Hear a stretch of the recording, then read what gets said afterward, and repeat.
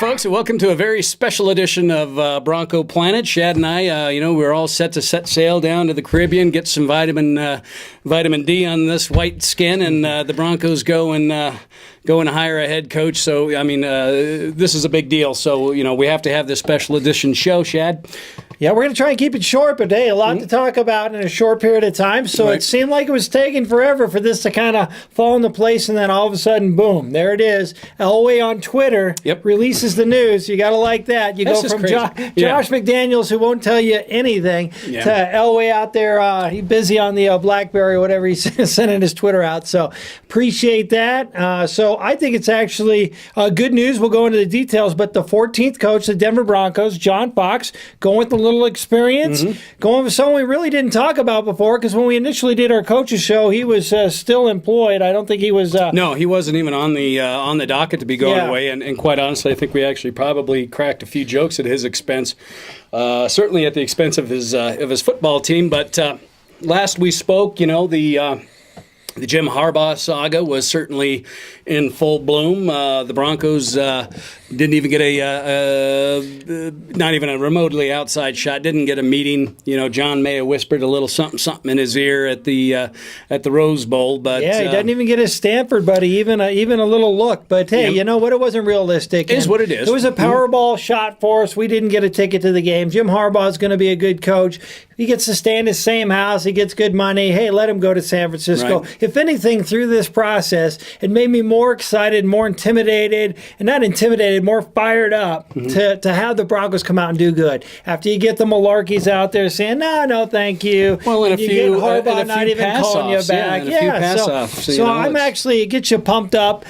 So let's talk a little bit about it. I think throughout the week, we were starting to hear Rick Dennison's name come up as someone who looked like the front runner, and then things changed. What was your thoughts on Dennison? What do you think of John Fox, who had a miserable season with a miserable team, more so than probably his coaching? What do you think of him and Dennison, the whole thing? Let's look at it this way. Of the five guys that the Broncos officially interviewed, none of them were really sexy. As far as a sexy pick is the head coach of the new Denver Broncos. No Danny sexy in there. Something there's sexy and then there's not. Yes. And John Fox, even though coming off a 2-14 dismal season with Carolina Panthers, he was still a sexy pick. He's a guy that has had some success. He's got his pedigree is as long as my arm, and it's impressive. You don't take a team to the Super Bowl in this league without being good at something. Now, with that being said, obviously for those of you out there that that would rebut that with why do you take a 2-14 coach, Shad? There was only one team worse than you, and you went and got their coach. Does that make any sense? That's what people are asking. Well, yeah, it does make sense. I think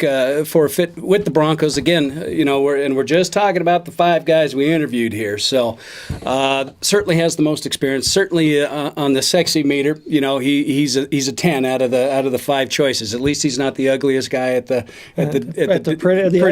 prettiest girl at the ugly dance. Right? We don't know what we're talking about. Neither do I. Yeah. I get what you're talking about. I just haven't been to many pretty dances apparently, or ugly dances. Been to plenty of them.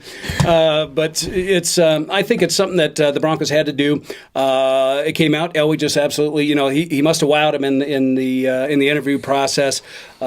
Usually, what happens after the first interview, they get together, they huddle up, they talk about it, they bring him in for a second interview. Obviously, the Broncos were feeling pretty good about John. Now, here's where I give the Broncos an A+, but kind of being the front leaders from going from Josh McDaniels, who didn't share anything. If you get an opportunity, folks, you got to go to denverbroncos.com and check out these short little bits they did with every coach that came in. They're the first ones doing that. And you watch that thing, and I admit, and you probably saw it all season long, I'm no football expert, but I'm just a fan. But what I do know is a lot about hiring people. I've been in a million interviews. I've hired thousands of people over the last few years. You go look at those guys coming in, and you look at the reaction as they were welcomed. You could tell right away that John Fox had hit something with them. Elway was smiling. They were happy. You could just tell that the atmosphere was good. Right. You see his interview in the car. That was one polished coach. My favorite thing about John Fox is this: 5'5". He's 55 years old. Yeah, we don't have a 34-year-old punk coach anymore that's going to start talking trash to the Chargers on the sideline with his hoodie and his music and his screwing up the whole quarterback situation. We have got a mature, responsible, been there, done that, been to a Super Bowl type coach that I'm excited about. I think they got someone mature, somebody who's at the perfect age. He's got plenty of good coaching years ahead of him. Wouldn't have picked him a couple weeks ago because he wasn't available, but the more and more I think about it, I am very excited about the potential he can do. And I think he is. Sorry, I'm kind of going here. He is the only coach, I think, to take a team that only had one win and then the following year took them to an NFC championship. Right. That's the kind of coach deal. John Fox is. Well, and again, he's the sexy pick, Shad, and I'm okay with that. And the other thing that I'm kind of happy about is that we've got a defensive-minded head coach that's going to lead this team. Woo. And we've talked about it since about week 3 when the defense just went to crap. But the reemergence of the Orange Crush defense, that is something that is near and dear to my heart, your heart, and everybody's heart out there. And I think of, again, as you look at the coaches that were available, that makes, that just put John Fox up on that pedestal more so than others. They're bringing back the orange jerseys for the home games next year. The Orange Crush is going to come back. Now, make no mistake.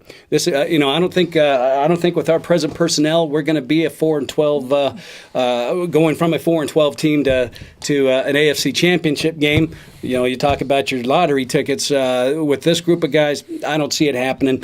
But the one thing that I'm very excited about is now we have a head coach. We now have a direction, somebody that we can back. That's step 1. Step 2, which is even a bigger deal, I shouldn't say bigger deal than a head coach, but a very big deal, offensive and defensive coordinators. Yeah, we're starting to hear little rumors out there already about Jim Mora, and I don't know, is that Jim Mora Jr.? I'm not sure, but that sounds like that would be a good choice. Not Jim Mora playoffs. Yes. not that Jim Mora. And I think that's exciting. I have heard McCoy's name tossed around. Certainly they've worked together before. I don't know. I still got a bad taste from this last season. So McCoy, and he didn't impress me after he left. I think it's just a Josh McDaniels offense aftertaste. I think, yes. It's like a bad cigar. He just sticks with you for. It's like eating Spam. It's that bad. It's not good. But Mike McCoy is also a guy in and around the league. Coaches, owners, general managers. He a guy that is somewhat of a commodity. So it sounds maybe we missed it. Maybe we missed the boat. A couple of weeks ago, maybe there's some things about Mike McCoy we don't like, or don't know, rather. But there's plenty of things not to like. I hated those last 4 games. Well, very boring and not a risk taker. And I would have packaged him up, put a bow, and sent it to Todd Haley in Kansas City. So we'll see about how that all plays out. Right. So those are a couple of things. It sounds like they have some interest in a former Washington Redskins special teams coach, but it's already feels so much better. It feels like we've graduated. We're not in school with little Josh. It's like peeing after 6 cups of coffee, and that's kind of where we are. Yeah, just relief. And so I think, all right, you see who's joined us on the set here, John Elway on the set here with his Hall of Fame jacket. So I think the first big decision John made, I think, is a winner. I'm glad that he's brought in John Fox. It's going to surprise a lot of people. I've been reading the blogs all afternoon. People are fired up. How could you do this? But if you look at the whole picture, 9-year career, over just barely than a better 500 record, been to some NFC Championship games. He's been to the Super Bowl. You talked about his defensive skill. I do think that's likely we'll go to a 4-3 defense. That's what I'm thinking. Yeah, I'm thinking that's something that we're going to do because, quite honestly, the 3-4 did it really work for him? Well, which begs the question. We don't have 3 good linemen. What makes you think we're going to have 4? Well, I think Bowers and Fairley may be a good start to that. Hopefully. Now, here's the good news for Bronco fans, and we've been starving for good news, and we're a little fired up tonight. But here's the good news. I don't think we were quite as bad as we thought the record showed. I think you got Doomerville coming back, which is almost like a free agent. Right. You pick up a Farley and you pick up a Bowers, and then you pick up both? Well, one of them. Oh, okay. You're going to get, and I don't think it's even up to us. I think Carolina will take who they're going to take, and we're going to get the other one. Right. And then you get a couple of free agents. Sign Champ Bailey for Elway. Choice number 2, your first one was your coach. Now get Bailey signed. That's 2. Get some free agents, and then all of a sudden you don't need to get it all in one draft. Focus on defense. Pick up some good free agents.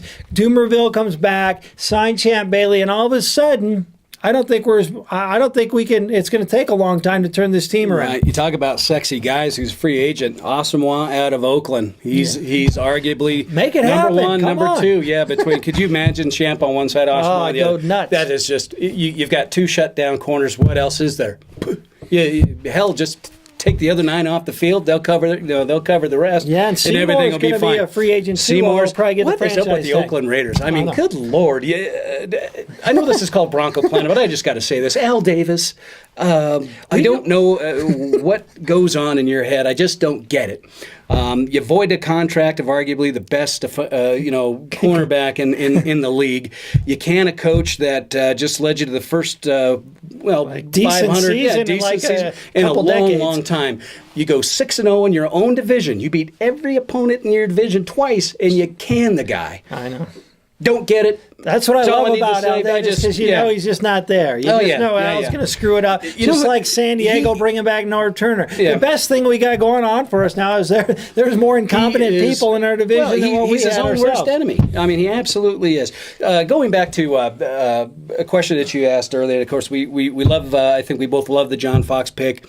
A lot of you out there, like I said, if you can see beyond the 2-14 record that this guy put up and look a little deeper, you're also going to see that these, the Carolina Panthers had a heck of a lot of injuries this year. More importantly, they lost a lot of close games. The one thing you didn't see on their resume was a 45 to 10 shellacking. Like we took. Just beatdowns. That's one thing that we didn't see. And how much drama did you see coming out of there? Zero. I mean, nothing. We didn't have all the Mickey Mouse stuff that we had going on. But look at you, D'Angelo's gone. Steve Smith's out. I mean, and they got a brand new quarterback. Carolina wasn't going to be good. It doesn't matter what he did. Right. You got to look at the whole picture. So don't just look at the newspaper and see what he did recently. You got to be smarter than that. Layers, people. You Go gotta to peel. Bronco Planet. Go to DenverBroncos.com. Watch the interview. This guy, sharp. He shows up after getting stuck in the airport 3 days in a row or whatever it was. Got his orange tie on. That was the clincher. That's why the Broncos signed. My heart is hurting. Anybody a little that's bit got the nutsack to show up in an orange tie anywhere, he's my guy. I mean, it's just one of. But he's like an onion, Shad. There's just many layers to the whole thing. Peel those layers back, and you can kind of get a sense of feel of the real John Fox. I think you might back him a little bit more. I know you were a little bit disappointed going back to the Rick Dennison thing. Well, I liked Rick Dennison, and I would still love if there's any way you could pull this Hail Mary off. Get Dennison to come be your offensive coordinator. Get that scheme blocking back. See what we can do. Just like all the other days when we had all those 1,000-yard runners. And if you can't get Dennison, somebody please go knock on Alex Gibbs' door. Figure out a way to help. Bring him out of retirement. Bring him out. And then I think Woody Page said something really, I think that we've witnessed this year. We've got great alumni right here in this town. When you don't think Mark Jackson and Steve Watson and those type guys could help a Demaryius Thomas and an Eric Decker? You don't think Louis Wright and Billy Thompson could help bring along Cox and Saquon Thompson? Absolutely. You have got great players here. You got Randy Gradishar. Are you kidding me? Who else to work with a linebacker? They know a little something about linebacker. Start relying on some great alumni you got here, and I think that's a wild card that Elway knows some of those people. Schlereth, right? Could Mark Schlereth help you a little bit? Alfred Williams, great alumni in town. Holy cow, underwear, that's a bad omen right there. John just took a fall, but that's all right. We are staying positive this week. He's still waving, so that's He's good. still Yeah, waving. we're good there. Oh my gosh, I hope that ain't a bad omen and for you folks. So I'm a little freaked out right now.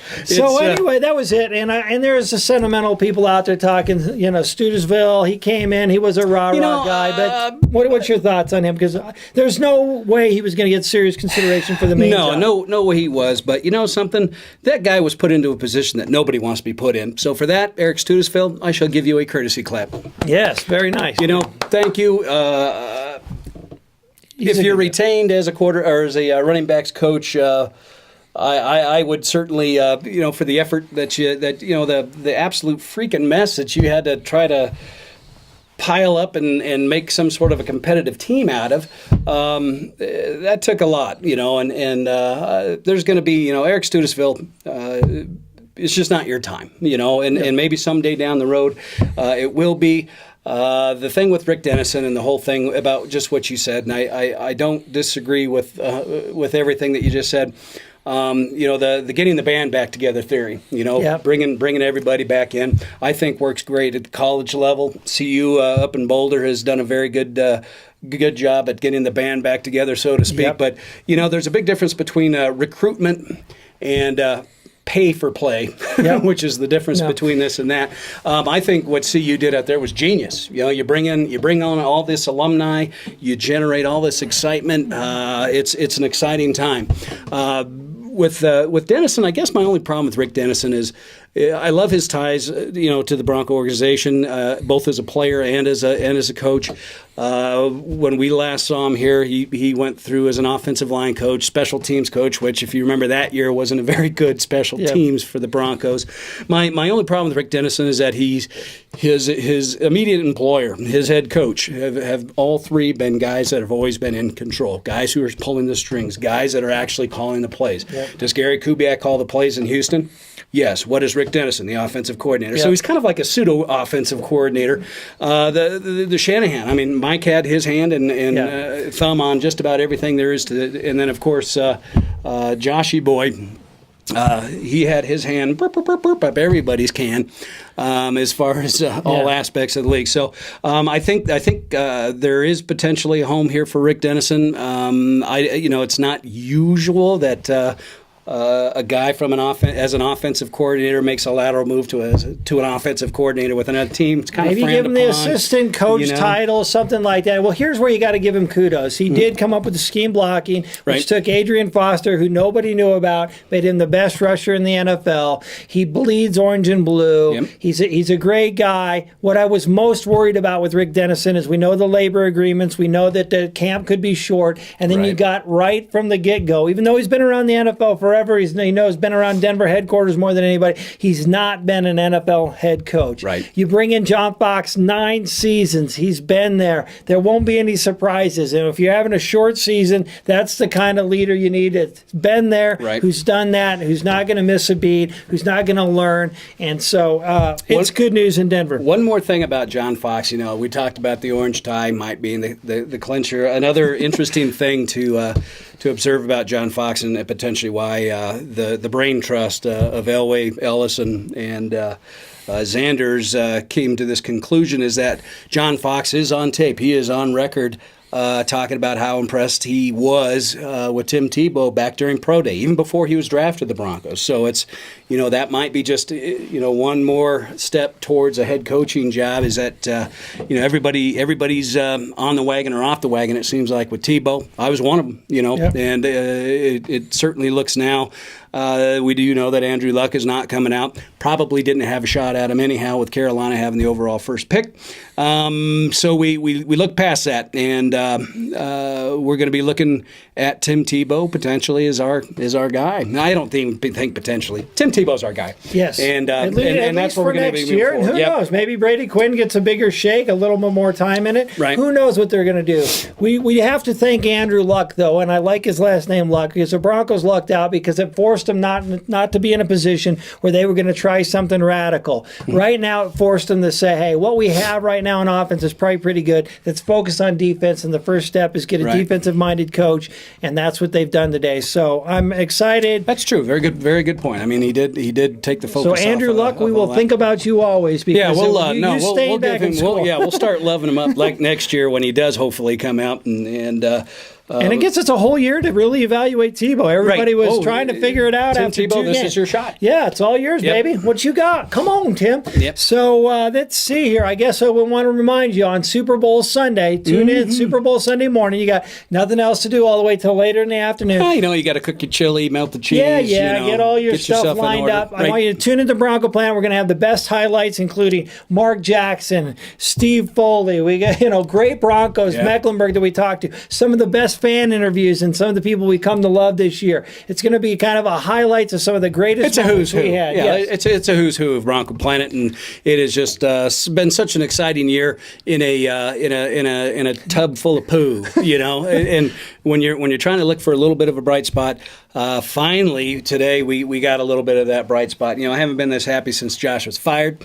I haven't been this happy since John Elway was named as VP. We knew that was coming. It was just a matter of when. by God, we got a direction, Chad. We're going, and it's a defensive direction, and that's where we need to be full going. Speed ahead. So we'll catch you on Super Bowl Sunday morning. You know where we're at: Facebook, Twitter, right here at broncoplanet.com.